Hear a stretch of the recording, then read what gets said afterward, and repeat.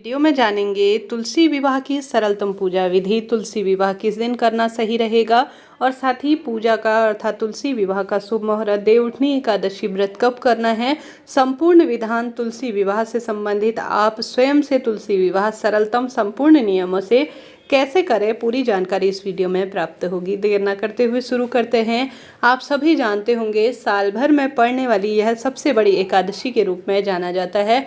ऐसी मान्यता है कि श्रीहरि विष्णु सबसे पहले 4 महीने की चिन्निद्रा के बाद देवउठनी एकादशी के दिन श्रीहरि विष्णु श्री माता तुलसा अर्थात माँ लक्ष्मी, माँ वृंदा जिनका नाम है, उनसे सबसे पहले विवाह रचाते हैं।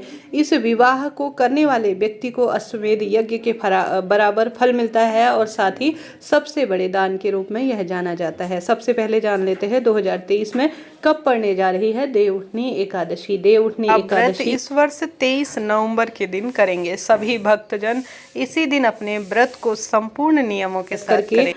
सुबह के समय 24 नवंबर को 6:51 से 8:57 के आसपास इस समय आप सभी अपने व्रत का पारण करें अर्थात अपने व्रत को खोल लें। ठीक है। इसके साथ साथ आप सभी को आवश्यक रूप से व्रत तो इस दिन करना है, परंतु आप सभी जो तुलसी विवाह है वह कब करें जरूर से जान लीजिए। आप सभी तुलसी विवाह विशेष तौर पर एकादशी के दिन भी कर सकते हैं। कई भक्तजन द्वादशी के दिन करते हैं, वह भी आप सभी कर सकते हैं, कोई दिक्कत की बात नहीं है। साथ ही पूर्णिमा तक किसी भी दिन आप तुलसी विवाह कर सकते हैं, कोई दिक्कत की बात नहीं है। इस तरह से यह जानकारी थी। पूजा का शुभ मुहूर्त स्क्रीन पर दिया हुआ है। अब जान लेते हैं तुलसी विवाह करने का संपूर्ण नियम। जहाँ पर भी आप तुलसी विवाह कर रहे हैं ना, वहां पर आप सभी सबसे पहले गंगा जल का छींटा देकर एक सुंदर मंडप सजा लीजिए।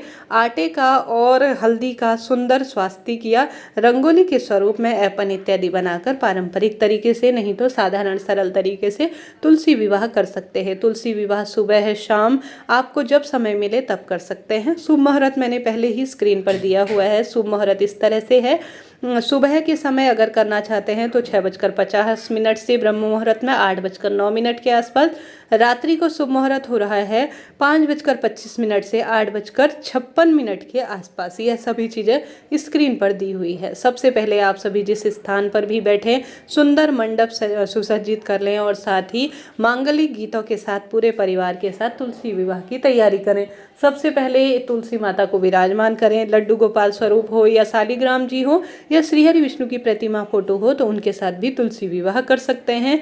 आप सभी सबसे पहले एक पाटा विराजमान कर लें। पीले रंग के वस्त्र इस दिन शुभ माने जाते हैं क्योंकि श्रीहरि विष्णु को यह बहुत प्रिय होते हैं। तुलसी माता को खूब सुंदर सुसज्जित तरीके से सजावट कर लीजिए और साथ ही एक पाटे के ऊपर श्री हरि विष्णु को विराजमान करें। इस दिन आप सभी श्री कलश भी स्थापित कर सकते हैं तुलसी विवाह के लिए, नहीं तो आप सभी साधारण सरल तरीके से जो है दीप कलश स्थापित कर सकते हैं। कलश आप ले लीजिए, उसमें थोड़ा सा गंगा जल और जल भर लीजिए, उसके मुख पर लाल रंग की मौली बांध लीजिए, स्वास्तिक बना लीजिए।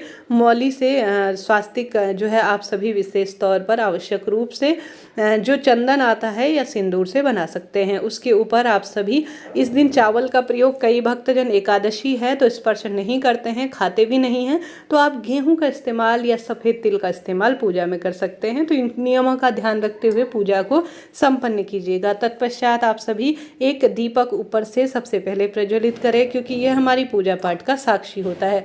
दीपक प्रज्वलित करने के बाद श्रीहरि विष्णु को विराजमान करने के बाद दीपक हमेशा दाहिने तरफ प्रज्वलित किया जाता है। आप सभी को माता तुलसी को विवाह के लिए तैयार करना होगा। माता तुलसी को सबसे पहले आप सभी थोड़ा सा हल्दी लगाएं। श्री हरि विष्णु को भी विवाह के लिए तैयार करने के लिए हल्दी लगाएं।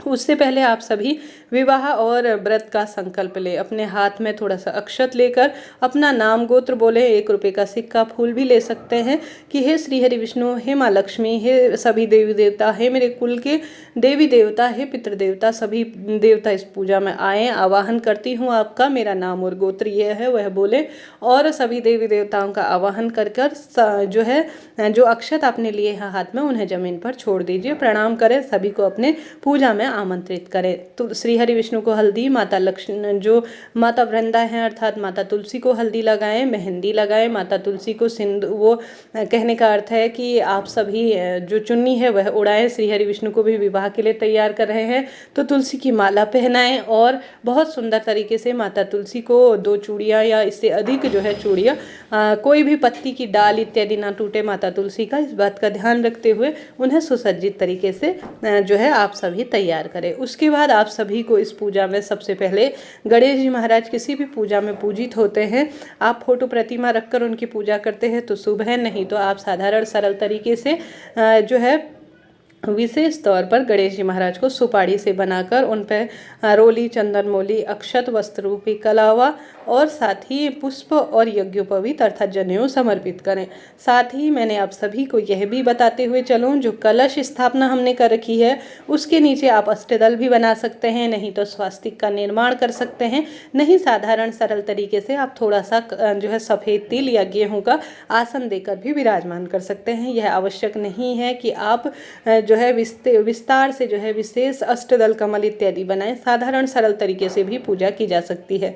श्री हरि विष्णु की प्रतिमा फोटो है तो उसके नीचे भी थोड़ा सा तिल का आसन देकर उन्हें विराजमान करें।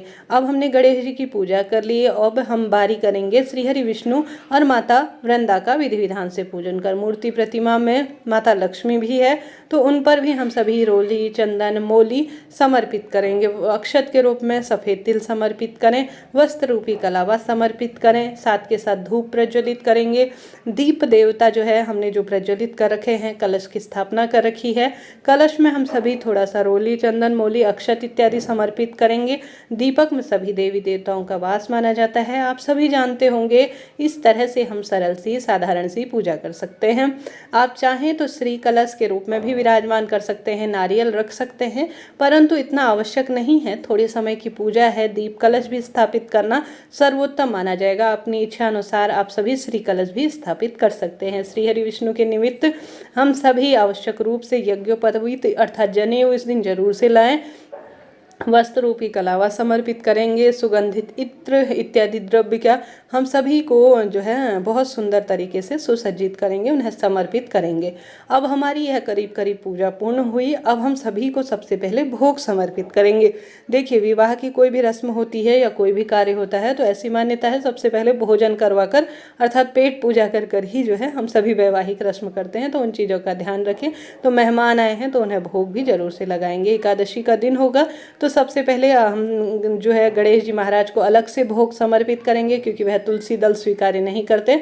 सबसे पहले उन्हें अलग से निकाल कर समर्पित कर देंगे। उसके बाद हम सभी श्री हरि विष्णु को तुलसी दल रखकर मौसमी फल, सिंघाड़े या जो आंवले इत्यादि का भोग, जो मिठाई इत्यादि लाए हैं वह भी भोग लगाएंगे। अभी घर पर जो था मेवा इत्यादि और कुछ मौसमी फल वही मैं भोग लगा रही हूँ। भोग लगाने के बाद जल भी उन्हें जरूर से पिलाएंगे। गणेश जी महाराज को जल समर्पित करेंगे, साथ ही सभी देवी देवताओं को भोग लगाने के बाद जल भी समर्पित करेंगे। पुष्प इत्यादि समर्पित करें। पूरे विधि विधान से कहने का अर्थ है पूजन करने का प्रयत्न करें। अब पूजा का यह है कि आप इसे बहुत अधिक विस्तारित रूप से करते हैं तो भी यह हो जाती है, नहीं तो साधारण सरल तरीके से यथाशक्ति तथा भक्ति जो है जिस स्वरूप में आप समर्पित करेंगे भगवान जी उसे मान्य करेंगे, इस भाव से आप पूजन करें। आप सभी पान का पत्ता लाना चाहते हैं तो वह समर्पित करें, नहीं तो आप सभी इस तरह से जो इन दिनों मिलता है घर पर उन्हें भी चीज़ों को समर्पित कर सकते हैं, कोई दिक्कत की बात नहीं है। मैंने मुख शुद्धि के लिए लौंग इलायची समर्पित की है। अब बारी आती है भोग प्रसाद सब चीज़ हो गया, अब आती है बारी गठबंधन की। गठबंधन के लिए आप सभी एक लाल और एक पीला जो है वस्त्र ले लीजिए, नहीं तो मौली से भी गठबंधन कर सकते हैं, कोई दिक्कत की बात नहीं है। गठबंधन करने के लिए आप सभी गठ जहाँ से बंधन होगा वहाँ पर आप सभी को गठजोड़ करना है। तो आवश्यक रूप से 1 रुपये का सिक्का और विशेष तौर पर आप उसमें एक सुपारी और थोड़ा सा तिल रखकर, फूल रखकर दोनों को अर्थात उनका जैसे गठबंधन विवाह की रस्म होती है, एक माता तुलसी को और साथ ही एक श्री हरि विष्णु को जो है समर्पित करेंगे गठजोड़ के रूप में। अब आप सभी जहाँ पर भी पूजा कर रहे हैं उसी स्थान पर 7 परिक्रमा करेंगे, जैसे 7 फेरे किए जाते हैं। एक व्यक्ति जो पति है वह जो है श्री हरि विष्णु को अपने हाथों में पकड़ लेंगे और जो महिला है वह माता रानी को अर्थात माँ तुलसी को अपने हाथ में पकड़कर फेरों की रस्म कराएंगे गठबंधन के बाद। 7 फेरे किए जाएंगे। फेरों की रस्म इस तरह से होती है। अब हम श्री हरि विष्णु से स्पर्श कराकर जो मंगलसूत्र है वह माता तुलसी को समर्पित करेंगे। श्री हरि विष्णु से स्पर्श कराकर माँ तुलसी को उसे समर्पित कर देंगे, धारण करवा देंगे। यह विवाह की संपूर्ण एक जो है सांकेतिक रूप से रस्म के स्वरूप में मानी जाती है।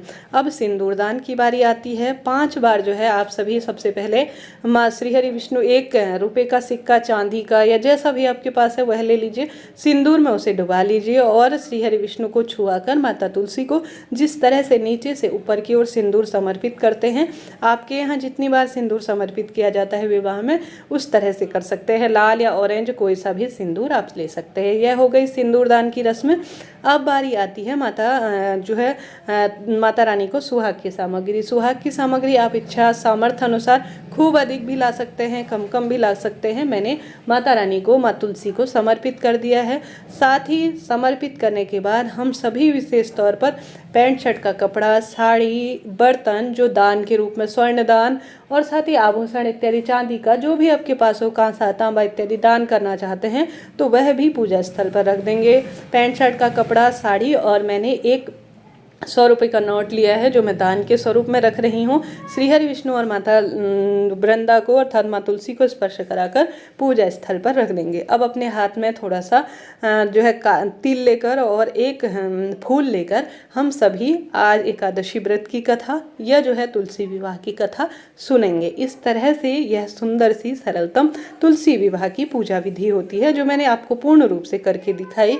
आप सभी इस तरह से अपनी पूजा कीजिए। खूब सुंदर पीले लाल रंग के कपड़ों का चयन कर शाम के समय में मंडप बनाकर सुंदर मांगलिक गीतों के साथ तुलसी विवाह करें, अक्षय फलों की प्राप्ति होती है। इस तरह सुंदर सरल सी विधि होती है जो बहुत विशेष मानी जाती है इस दिन करने के लिए। अब अंत में सभी कार्य हो गए, कथा इत्यादि सुन लिए सभी। इसके अलावा आप इसमें जो चीज़ छूट रही है उसे ऐड कर लीजिएगा अपने क्षेत्र के अनुसार, कुल पुरोहित पंडित जी के अनुसार।